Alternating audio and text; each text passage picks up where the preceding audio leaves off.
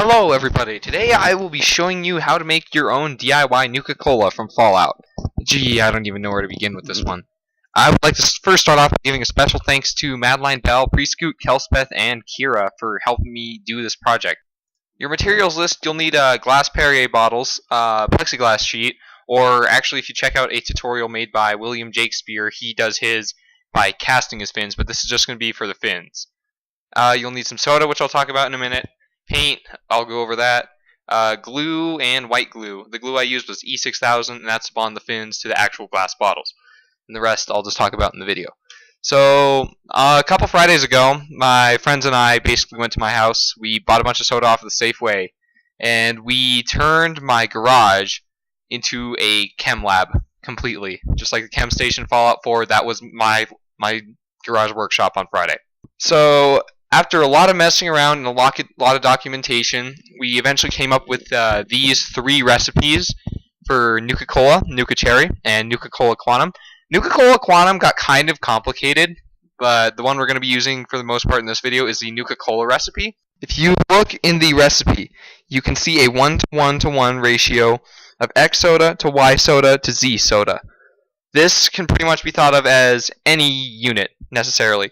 Like, we had some beakers and stuff and some graduated cylinders because we were going all out about this kind of thing, but that can just be thought of as one can of X soda to one can of Y soda to one can of Z soda. It kind of gets complicated for quantum once again, but we're going to be using Nuka-Cola for the most part in this video. So the first thing you're going to do is you're going to take your glass Perrier bottles with the labels and all, and you're going to soak them in warm water for about 30 minutes. And after that, you can literally just pick up the bottles. You can peel off the logos, and that's mostly what it's for, and it doesn't leave any scuff marks from where the glue is. The next thing I did was I took off the caps of the Perrier bottles, and I sprayed red. And then you're going to use that little black tool you see there.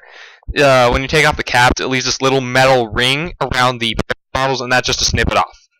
You can just do that with any pair of pliers. And so I have all these clean bottles of Perrier right next to this Krylon glass stain that we'll use to spray paint the plexiglass a clear green color, which I will go over in a minute. Next is just me measuring the Perrier bottles because I developed a program on CorelDRAW to cut out the fins, which you'll see in the next slide here. This was after I painted them with Krylon. What I did was, as well as I glued them together by sanding one side on each fin and then piecing them together with contact cement. So you'd press those together, and then after that I did one side, I spray painted them. When that was dry, I flipped it over, I spray painted the other side. I'm holding one of the default components to the spray paint, and it actually looks really well, and really well done. So then, I lined it up for an example shot, and then I glued it on with E6000. In order to do that, I just kind of aligned them. I kind of eyeballed it. You look at the base, and I just kind of eyeballed it from there. I could edit the positions if I needed to by just jiggling it around, or you can actually draw up a legitimate template and just glue your pieces based off of that. And so then my friend Madeline, actually, she painted me these caps here. And they turned out really well, so then we weathered them with sandpaper and a razor pen that wasn't broken from the last tutorial I did. Then I went online, I found a Nuka-Cola logo. I printed it out just using the default software on my laptop. I printed that logo out. And then what I did was I cut out the logo and I sprayed it with a Rust-Oleum clear coat. And that gave it its semi-gloss sheen, and it made it look so that it just wasn't paper. And then I spread white glue across the back of it, and I just glued it onto the bottle. I looked at an adhesive chart to see what kind of adhesive I should use, and it said white glue would work just fine for bonding paper to glass, so that's what I did. And then I filled up the bottles with a mixture of Nuka-Cola that I just mentioned. And you got to fill up bottles with soda. Just take a little bit of caution when doing so. But yeah, apart from that, that's pretty much all I did for Nuka-Colas.